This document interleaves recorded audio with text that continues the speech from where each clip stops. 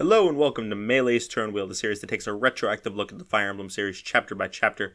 I'm your host, I'm Melee Kirby, and today we're taking it back to chapters 17, 18, 19, 20, and 20X Ilia route of Fire Emblem, the Binding Blade. That's a lot.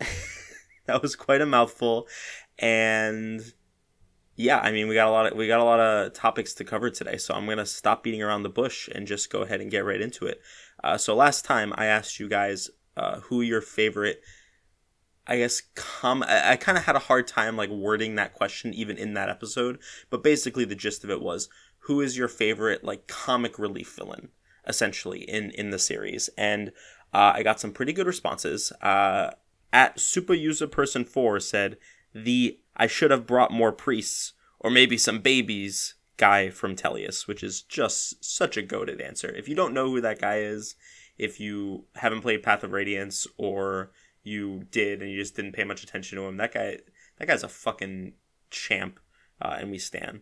Not really. He's very funny nonetheless.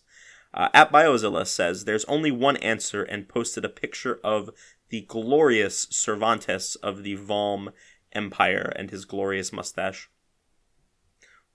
Great guy, love him, very funny comic relief villain, and I'm excited to get to him when we eventually get to Awakening as well.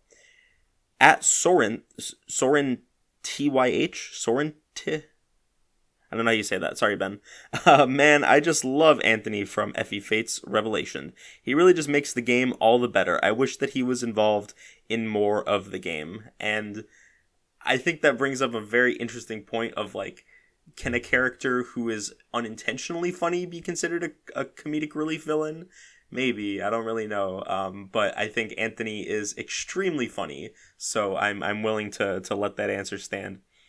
And then finally, at the Ramsicle said, gotta go with Narshian. He is memorable for me, and watching him get his ass beat is hilarious. And I could not agree more. Narshian is a great comic relief villain. He's such a snake, you know, and like that's kind of the best, in my opinion, is the characters who are kind of like snakish, and you kind of just want to like, they're just silly little guys, but also you kind of want to like stomp on them. What the fuck am I talking about?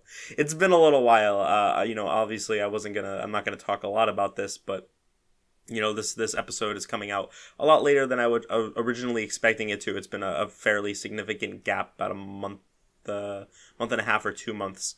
So I'm a little out of practice. Hopefully that doesn't show through too much. But anyway, thank you for all of those answers over on Twitter. For me, I think I have to go with Oliver from Radiant Dawn. He's such a scumbag, and I do think that the people who kind of meme about him are... I question the extent to which they're kind of like normalizing the fact that he is a literal slave owner. But it's hard to deny that he is very funny. I just love his character design very much. And the fact that he is willing to completely drop his, I guess spoilers for Radiant Dawn, but the fact that he is willing to completely drop his entire belief system just to team up with you to protect one Heron is genuinely very funny. It's one of the funniest moments in the entire series for me personally. Okay, so thank you for everybody who answered that question. What I want to know this time is, who is your favorite? I have to be careful here, because I wanna make sure that I'm not burning a question that could be used later.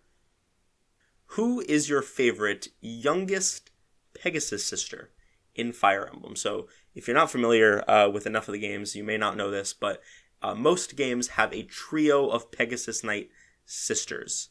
You know, you got Palacatria Est, you got Yuno, Shanna, and Thea. You got the ones from FE7, Florina, Farina, and Fiora. Who else? That might actually be it, which is weird. I know more games have a triangle attack than that, but usually it's like 2 Pegasus Knights and then like an unrelated Pegasus. I mean, the real problem is that Palacatria and Est are in like 6 games, so it feels like a lot of different ones, but it's really just the same trio that they reuse in a whole bunch of different games. But yeah, I mean, I guess it's just those three. If you want to make it more like who's your favorite youngest triangle attack user, like, so if you want to include like Vanessa or Marcia, those guys, you could do that if you want. But I the ones that I'm thinking of specifically would be Shanna, Est, and Florina, which are honestly three really great characters who I like a lot. So it's going to be a tough one for me. But yeah, just who's your favorite youngest Pegasus sister? I wanted to say early game Pegasus Knight, but I feel like that's different enough of a question where I could use it in another episode. So I'm going to save that one. So a little bit weirdly specific, but who is your favorite youngest Pegasus sister in Fire Emblem? Leave your answers at I'm or emailing turnwheelpodcast@gmail.com. I have to say, I checked that email very infrequently, so maybe stick with Twitter. I check it every once in a while, and there's just never anything there, so I'm assuming no one actually uses it, but I check back on it every once in a while. Anyway, doesn't matter. So, with all of that out of the way, I think we can go ahead and get started with our chapters for the episode, starting with Chapter 17, Oceans Parting.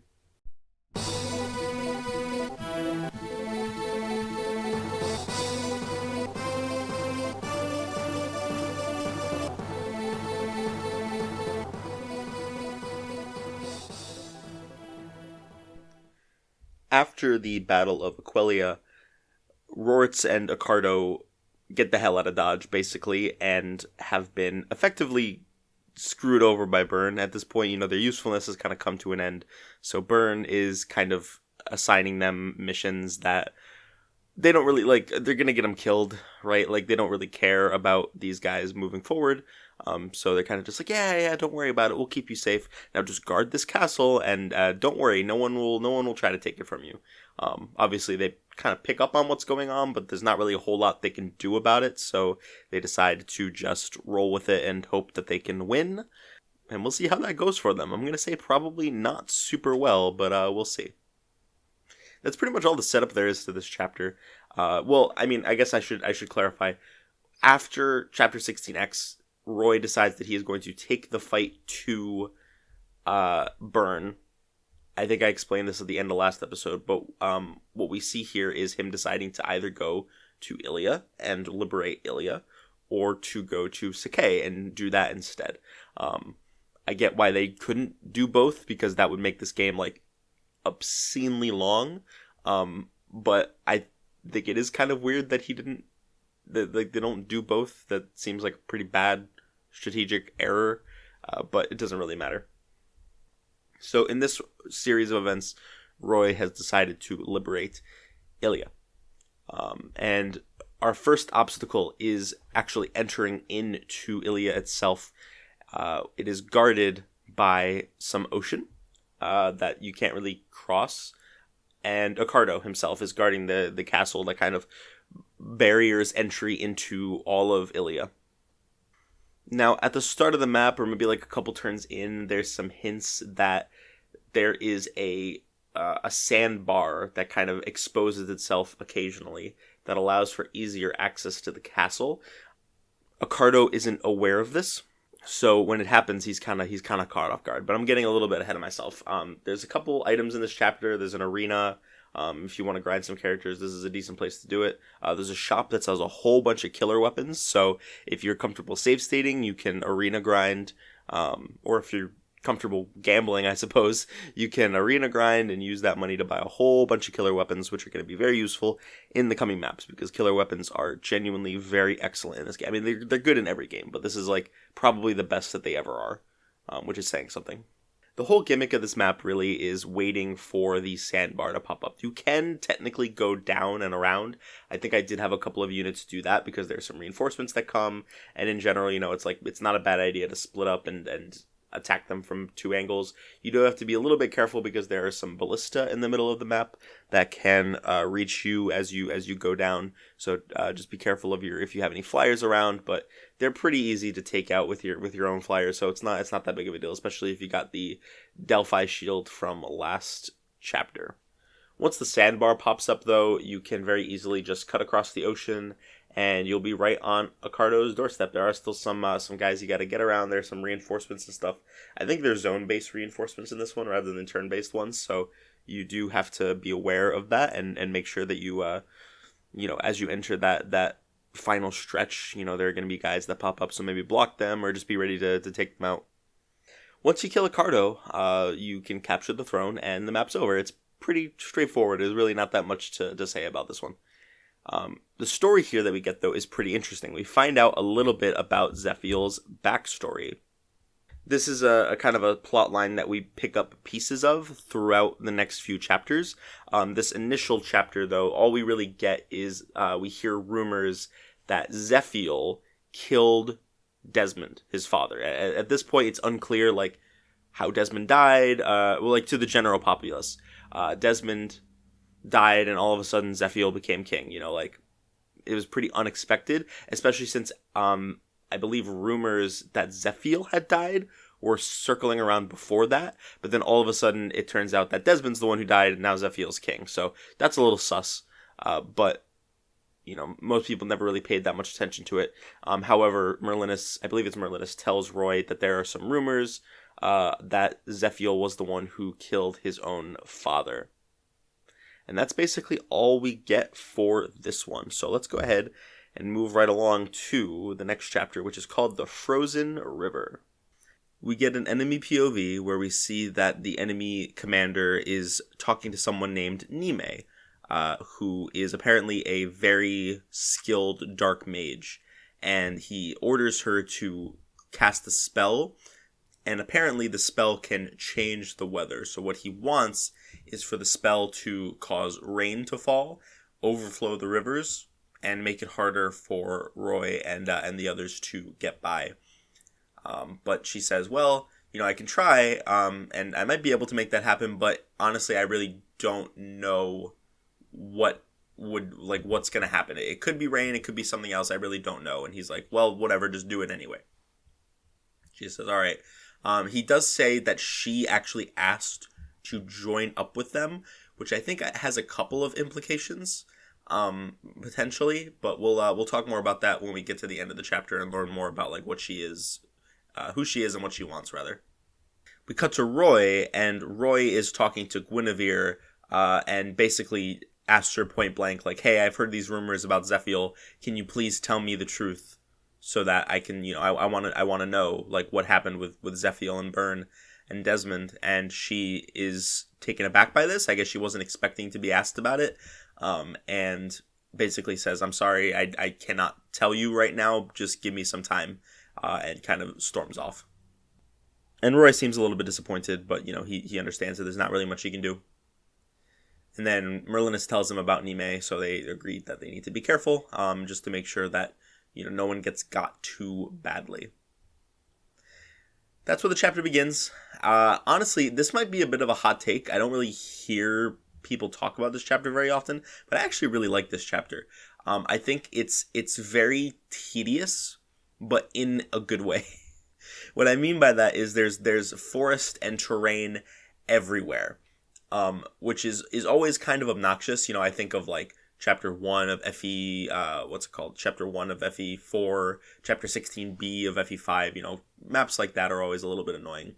But I think the way that this map is structured makes that a lot more interesting. There's anti-turtling incentives in the form of villages that you gotta save. There are reinforcements that you kind of have to deal with. I think there's wyvern reinforcements, or at the very least there are wyverns around, or pegasi, maybe both. And in that sense, I think this chapter is really built around you finding ways to traverse the environment quickly. I mean, I think the biggest thing, I don't want to oversell it too much. There's really only one major way that it does this, and that's by encouraging you really heavily to utilize your flyers. I think the utilizing your flyers in this map is really important. And I think this chapter is really excellent at kind of incentivizing that. I would say the same thing about the last chapter too, honestly. I think the ballista in the middle, kind of incentivizing you to use your flyers in that sense is also really handy. And we're going to see that in the next chapter as well. So overall, I think Ilia does a really good job of making you use your flyers in interesting ways, which I appreciate. I can't really say the same about Sacae forcing you to use nomads, but I could be wrong about that. I guess we'll have to see when we get there. So the point of this chapter is to just kind of slowly but surely make your way up to the gate. There's a lot of obstacles. Like I said, there's trees everywhere, and there's rivers. Those are pretty much the two big ones. On turn 7, though, we finally get to see the results of Nime kind of getting ready to cast the spell. She warns the bishop, who's the one in charge. She warns him one last time. Listen, I don't know what's going to happen. Are you sure you want me to go through with this? And he says, shut the fuck up and just do it. And she says, okay. And she casts the spell. Rather than causing rain to appear, though, what happens is that all the rivers freeze over. And the ice is thick enough, apparently, where knights on horseback can cross it safely. And what this effectively means is that Roy can just progress more easily now. He's not held back by the rivers anymore. The rivers have become completely passable, normal terrain that he can just go over without any issue. So that makes his stretch a lot easier. His trek up there a lot easier. And I think if it wasn't for that, I think I'd be a lot more negative on this map, because it's not. I think at the worst case scenario, you can just hold out for 7 turns, and then suddenly your way forward becomes a lot easier, which I think is, and a lot less tedious, which I think is cool. I think the beginning of the map kind of forcing you to use your flyers to your advantage, while the second half of the map basically lets you say, fuck it, we ball, and just use everybody. I think that's an interesting dynamic, and I'm a pretty big fan of this map. I don't know if I would say it's my favorite, but I guess we'll have to see. There's not a lot of great competition this time around, but we'll get to that later. Roy captures the gate and frees Nime from the dungeon, and he and Nime have a little bit of a conversation. Basically, Nime tells him that she joined Byrne's forces so that she could learn more about the dragons. She wants to study dragons.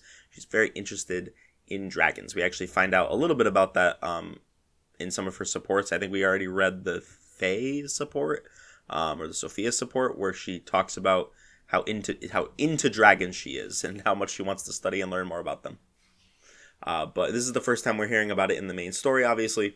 So she asks Roy to accompany him so that she can continue to learn more about the dragons. And Roy says, okay, sure, you can come with us. And we'll talk about Nime next chapter because she's really interesting as a unit. But before we move on, I kind of skipped over a little bit of the conversation with Nime. Basically, Roy asks her, so you've been studying the dragons, you've been studying Byrne's dragons, what have you learned? What have you figured out? And Nime tells Roy, I think that Byrne has resurrected the Dark Dragon. The Dark Dragon was supposedly the leader of the dragons that was defeated during the Scouring by this guy named Hartmut. Or Harmut. And the Dark Dragon had a very special power to create other dragons.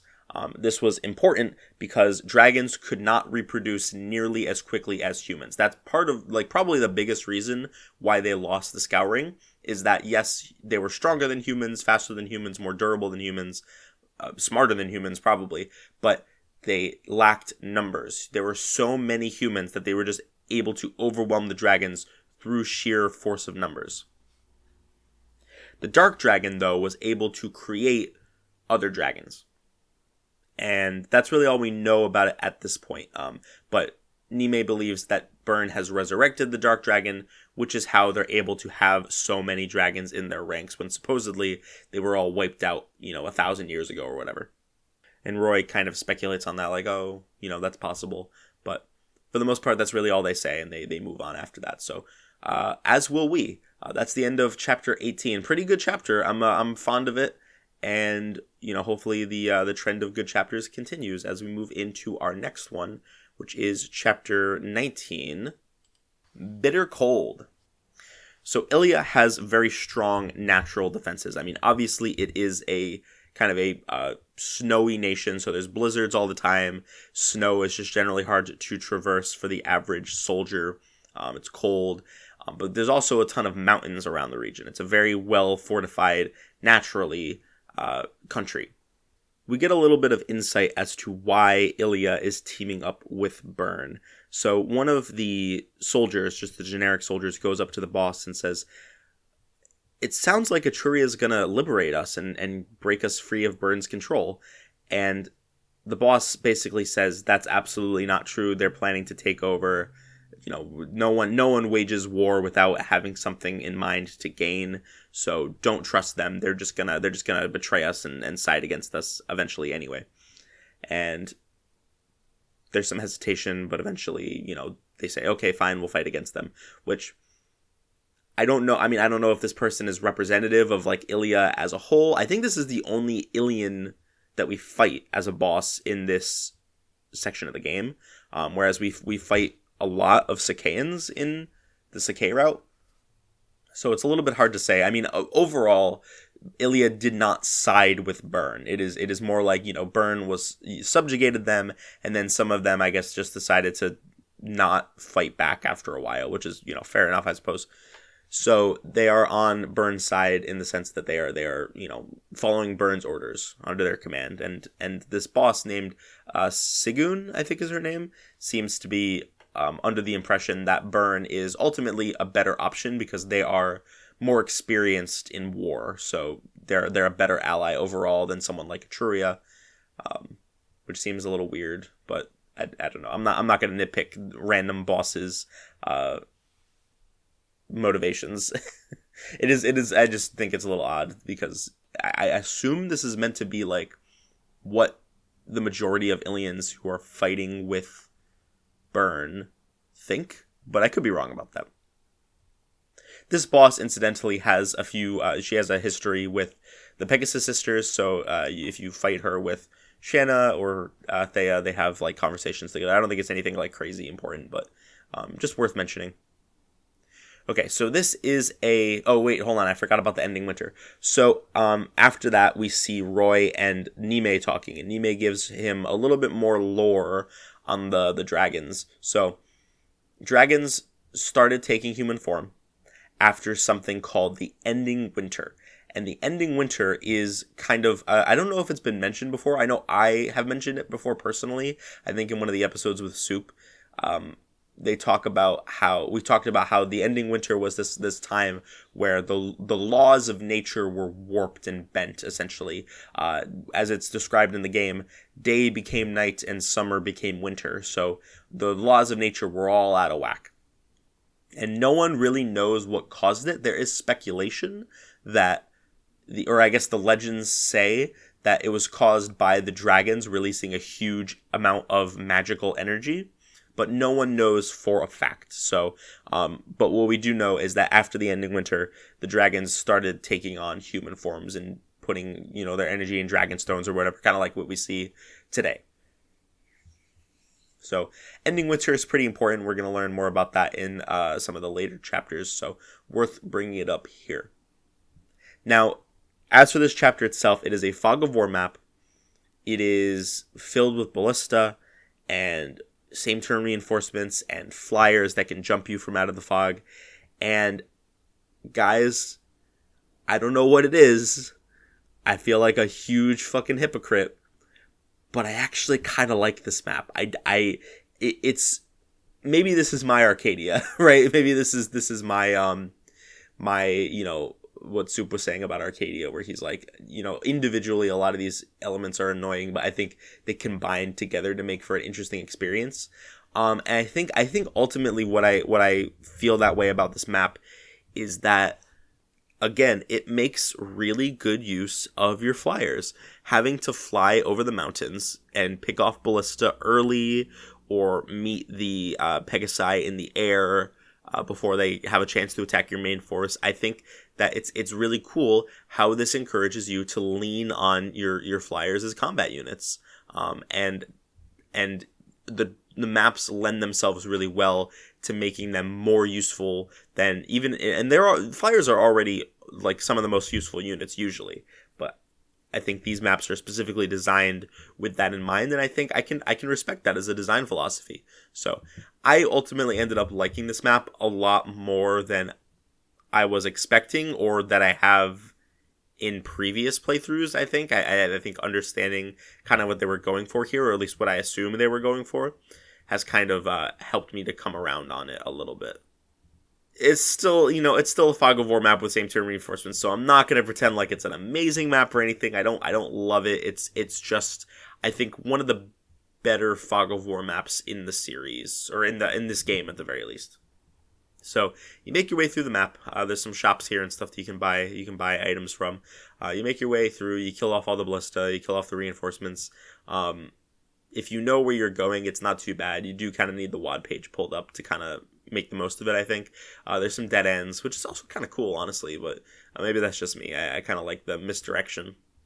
You kill Sigun, and yeah, I mean, I feel like I'm skirting around a lot of these maps, but honestly, there's really not much to most of these. Maybe I need to get back in the swing of things so I can do my hyper overanalyzing shenanigans again. But anyway, it doesn't matter. This is an alright map that I am weirdly fond of, but not enough to really consider it like great or anything like that. So after the chapter is over, Guinevere decides that she is now ready to tell Roy about what happened with Zephiel and Desmond. So she tells Roy the truth is Zephiel did kill Desmond. That is true. But it was mostly in self-defense. Desmond attempted to kill Zephiel first. That's all we get out of Guinevere, and we have to wait for the rest of it because Merlinus came in at an inopportune time and kind of interrupted the story.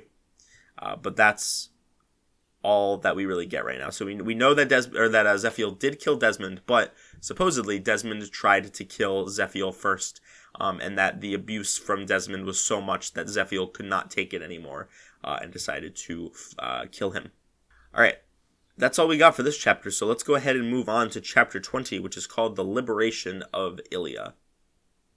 Oh, I forgot to talk about Nime, haha. I'll probably just cut this out and put it right in where it's supposed to be. But Nime joins us this chapter, and she is a really, really interesting unit. As a character, I think that she's also pretty good. I like a lot of her supports that I've read so far, and I'm interested to see more going forward. We're actually going to be doing... No, we're not doing Nime. We're not doing Nime for another few SSS episodes, never mind. But she's pretty fun. I like her relationship with Hugh a lot. I think it's quite funny, just based on what I remember. And in general, I just, I like the kooky old, witch who, is kind of like has her own goals. It's a fun character archetype that I'm fond of. It's fun. But as a gameplay unit, Nime is a lot more interesting. So Nime has honestly, fairly mediocre stats in most areas. She's not particularly fast. She's very, very frail. Her con is pretty bad. So, but really her major claim to fame is her incredibly high magic stat, which she can do a lot of damage in just one hit, so she doesn't necessarily need to double. But the bigger thing is that she has A rank staves. So warp, obviously, her warp range is enormous. Is it A rank? Let me just double check to make sure it's not B rank. Yes, it is A rank. Her speed isn't even that bad. No, I'm making shit up. She has 16 speed. That's not bad at all. I think a common practice is to give her a body ring so that she can use Nosferatu and like Nosferatu tank decently well. She's like fine. She only has 2 levels to grow and her growth rates are terrible, but that's fine. She doesn't need good growth rates. She has really good base stats. She can heal really well. Her physic range is enormous. Her warp range is enormous. Her rescue range is enormous. Like she's a really, really good staff bot who can do combat if you choose to. She is one of the best pre-promotes in the game. She's not just like filler like Igreen or Garrett or like Juno. She is an honest to God, really excellent pre-promote character for this game, especially if you're warp skipping, which I'm not. But even if you're not, like she can still be useful. She has a lot of good uses as a staff bot and as a magical combat unit. I don't think I'm using her like on my endgame team, but she's definitely coming for a lot of the chapters leading up to endgame where your deployment limit is pretty high. So I plan on bringing her. Anyway, that's Nime. She's pretty good. One of the better pre-promotes in the game. And yeah, that's really all I have to say about her. So let's move on. So this is where we encounter Roritz after he fled Etruria. And he's trying to petition Byrne for more reinforcements, but is just not getting anything. They've really hung him out to dry on this one, so he's kind of feeling defeated. And that's really all the build up there is to this chapter. They're pretty. I think they really wanted to kind of just like skirt through this last section of the game. So they kind of just said, oh yeah, like Roritz wanted to call for some reinforcements. Sagoon tells her guys to not trust Etruria. Like really basic stuff like that. But whatever, it gets the job done, I guess. So this chapter is pretty interesting. This is our first indoor map in a while. And there's a lot of interesting side objectives. So first of all, I believe this is one of the chapters where Kath can spawn if you didn't recruit her yet. And in fact, that was true about chapter 16 as well. I did forget to mention that. But obviously, most people are going to have her recruited by chapter 12. So it doesn't really matter. But, I suppose if you haven't recruited her yet for some reason, then she will be here. There are a lot of chests to get, and some of them have some really good items. I think there are some stat boosters in there, some good weapons, so you definitely want to make a point to get those. You want to save some green unit NPCs that give you a reward when they escape the map, and then there is a recruitable character who we'll be talking about in a little while. So there's quite a lot to do on this map. This is, honestly, I would say this is one of the hardest maps up to this point. I think This is where they really take off the kid gloves, I think, and start throwing like a lot of promoted enemies at you. I could be wrong, but I think there are more promoted enemies in this map than unpromoted enemies. They're really starting to step up their game now, and it's showing. This chapter took me a lot of tries to get through because just the first couple of turns are like a pretty big fuckbox of, like druids putting you to sleep and, heroes who can like one shot and double some of your guys, and I think there's a berserker that can crit you, and a lot of stuff like that. There are ballista that you have to be careful of. I send Milady to go take care of them, but you got to be a little bit careful of those because they can shoot you from a distance. Overall, I would say this is a pretty tricky map, and you do have to be kind of fast because there are anti-turtling incentives in the form of thieves, obviously, that come eventually and start trying to take the shit. So you don't want to dilly-dally too much. Once you make it past that first wave of enemies, though, you can open the door to the cell with the characters locked up, and in there is our recruitable unit. Her name is Juno, and she can be recruited by talking to her with, I think it's Shanna, or Thea, or Zealot, because her and Zealot are engaged. This is the final Pegasus sister. This is Shanna's oldest sister and Thea's older sister.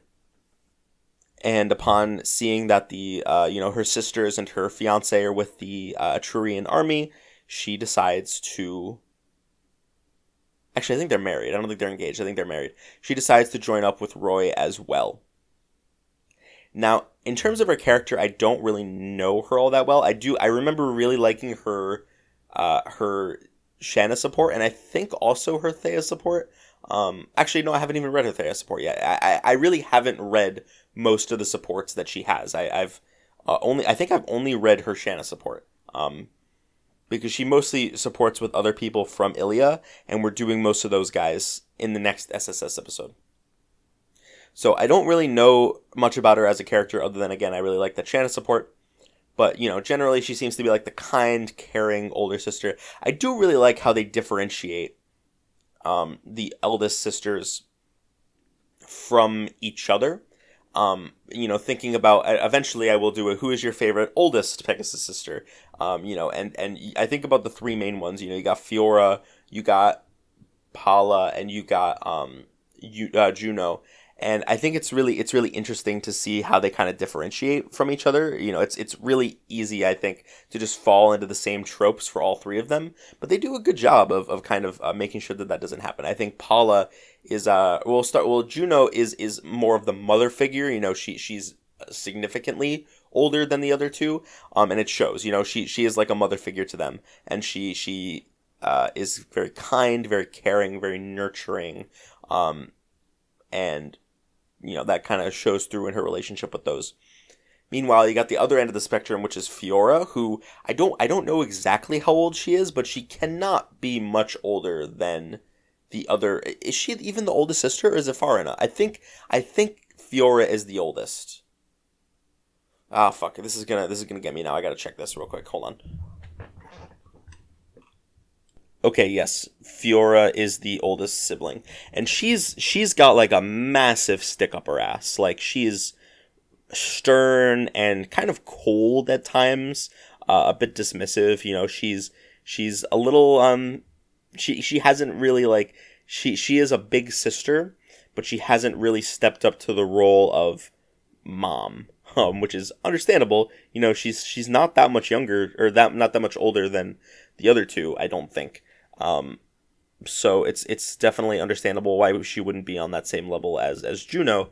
And then you have Paula, who's kind of somewhere in the middle, where she has definitely started to kind of take on that mother nurturing role, but is also definitely more than a little bit fed up with her siblings sometimes. I don't know. It's nice to see them differentiate those three guys. And then obviously there are some other older siblings. You got people like Cyrene and like not a literal sister relationship, but you got like Sigrun from Teleus, stuff like that. It's always nice to see how they tackle similar tropes, but in like different ways. Okay. After you rescue all the villagers and open all the chests, there's really not much else to do other than kill Roritz and capture the throne. And that's really all there is to it. Again, a pretty straightforward map. This one, I'm not super. I like it. I wouldn't say it's fantastic, but I like it. I think it's pretty good. I think the side objectives here are fun and interesting, and I think the fact that this is a decent challenge for sure is a nice, refreshing change of pace. Compared to a lot of the maps previously, which have just been like really either the difficulty comes more from the environment, like in chapter 18 and 19, or they're just piss easy, like in chapter 17. Oh, I'm out of practice. I didn't talk about Juno as a gameplay unit. Instead, I went on that stupid fucking rant about the Pegasus sisters for like 5 minutes, but it doesn't matter. Juno is a flyer. Her combat is pretty mediocre, and her growth rates are terrible, so she'll never get much better. If you want to use her for anything other than just flying utility, then you're probably going to have a tough time. Even on normal mode, I think that she's a little bit hard to use, but you can probably manage it. Maybe give her some stat boosters. It's fine. If you really want to use her, you'll figure it out. She's not that bad. Like, she can still do things and kill things. She's fine. Just don't hold out hope that she's going to be one of your best combat units or anything like that. Shanna, she is not. Okay, with Roritz dead, let's just pay a thought to poor Roritz and Ricardo. They're just these slimy little skis balls that really, I mean, I don't feel bad for them per se, because they obviously, you reap what you sow. They betrayed Etruria, so obviously, they have to suffer the consequences of that. But, at the end of the day, they were also being used. So, spare a thought for them, I guess. All right. With that wrapped up and that out of the way, we can go ahead and talk about our last chapter for the episode, which is chapter 20X, the Blizzard Spear. So this is the Gaiden chapter attached to chapter 20. In order to get this chapter, you need to beat chapter 20 within 25 turns, and Juno and Zealot must be recruited and alive. So you need both of them. You can't just be one or the other. It has to be both of them. I don't know why. It makes absolutely no sense to me why it couldn't just be one, but apparently it needs to be both. Now, in most of the Gaiden chapters up to this point, it's been like bandits or the Burn soldiers are like, they distinctively have the upper hand. In this chapter, the Burn soldiers are kind of on the defensive, which is interesting. And their strategy is maybe genuinely one of the stupidest strategies that I've ever seen any enemy commander come up with in a Fire Emblem game. So their plan is to hold up in their little, their bunker or whatever, until, and I quote, the enemy gives up and leaves. Gives up and leaves. They just decide, oh man, these guys sure are persistent. I guess we won't get our hands on the fucking tome or the fucking spear that we came here for that'll help us save the world. I guess we'll just have to deal with it. I genuinely don't know. Is it supposed to be a stupid plan? Maybe, honestly. It wouldn't surprise me, but damn, that's really fucking stupid. I don't get what they're going for with that one. But anyway, doesn't matter. The main gimmick of this chapter is that you need to get to the center room, which is, there's kind of like a layered series of hallways, and to get through the layers of the hallways, you need to break down some walls. Now, thankfully, this is like the one chapter where walls have HP other than 100. I guess, they knew they were going to design a chapter with 20 walls, and they didn't want them all to have that much HP. So they bumped it down to, I think, 40 or something like that. 50 maybe. It's still pretty high for the most part, but it's not crazy or anything like that. No, it's 20. I don't remember. It's pretty small, all things considered. I think it might have been 20. However, while you are doing that, you do have to contend with a guy in the middle, a druid, who has a really, really long range with his berserk staff. So you do have to be careful of that. You can bring restore, but honestly, what I ended up doing, because I wasn't able to, he berserks people who are just really inconvenient for me, and I don't really like having to deal with it. So I actually I think for the first time I used a warp use to get to the end, and I had Shanna just kill him, and I had to clear out that room ahead of time. I don't consider this warp skipping because I'm not warping Roy to the end to make the chapter faster. I'm warping somebody to help make things a little bit easier for me. I do consider that a pretty distinct difference. So ultimately, I got rid of that berserk guy pretty quickly. Wasn't too difficult to manage. You clear out the enemies, you break through the walls. Eventually, you make it to the throne room where you can kill the boss, and you get your hands on the next legendary weapon, which is the ice spear Maltet. And yeah, anyone with S rank spears can use it. It's pretty cool. Probably design wise, probably my favorite of the legendary weapons. I think it's really cool. No pun intended.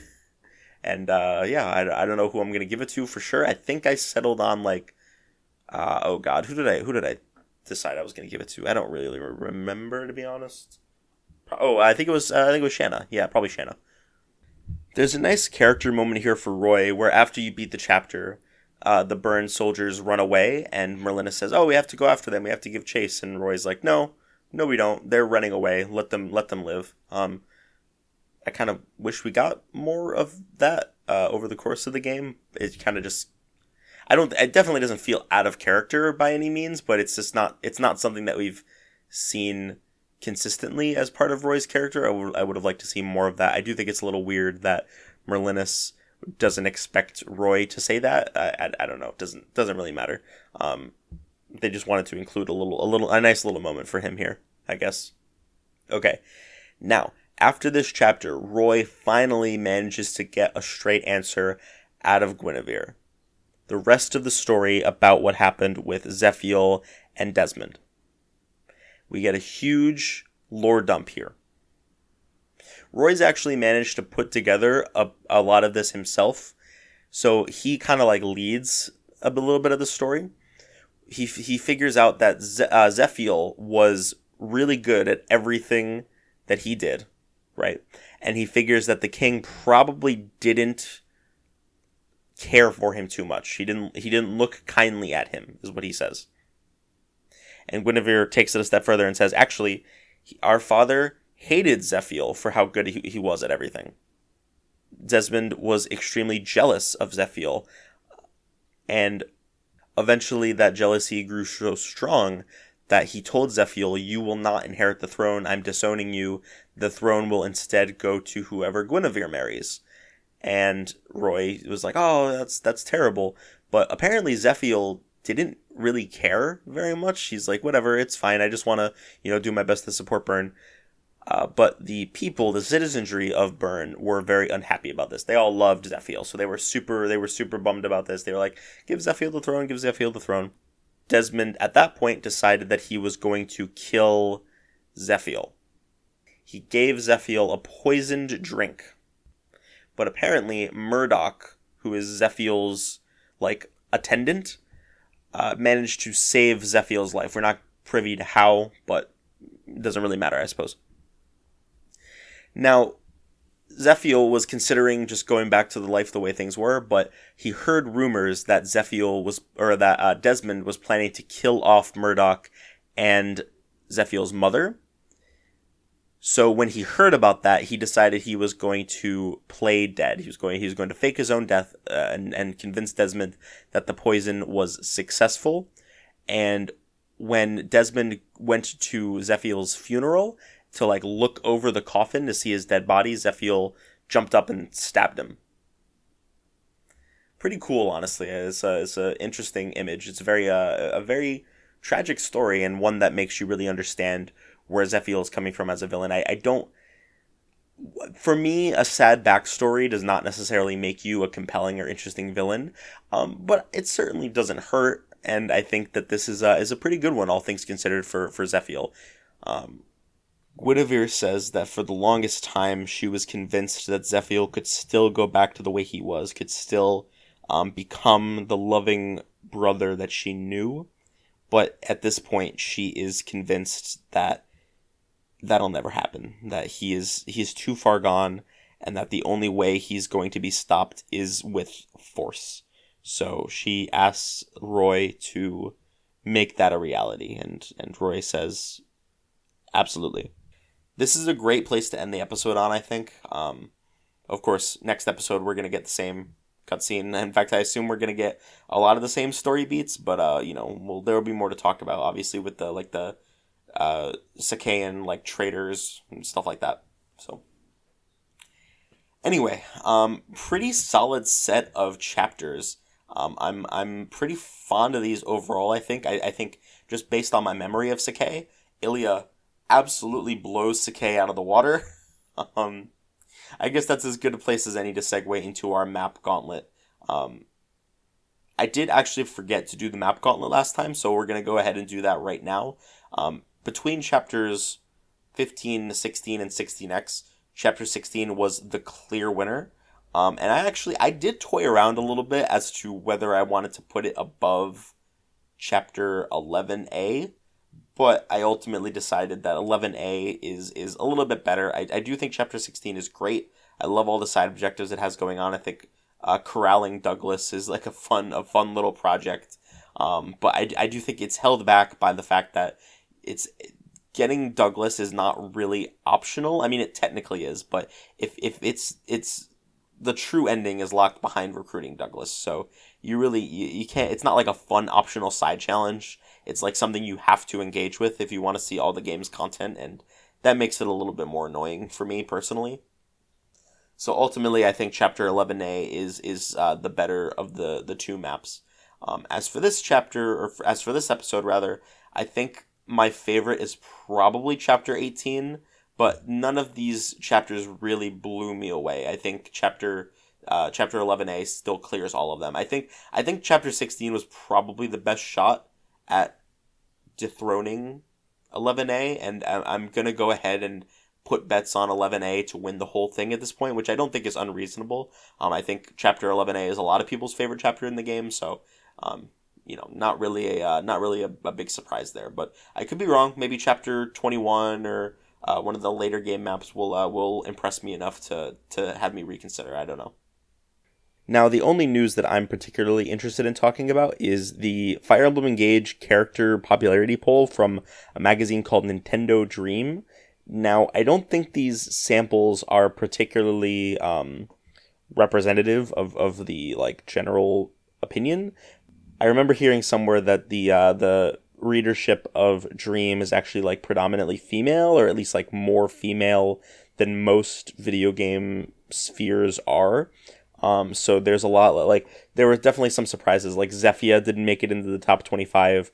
Ivy, I don't think made it into the top 25, or she made it like very low on the top 25. Yeah, she was number 10, which I think if this was like a general like popularity poll, I think she would probably be number 1, or like top 3 at least, because, obviously if it's more women, not to generalize, but I don't think any women will have a problem with me saying this.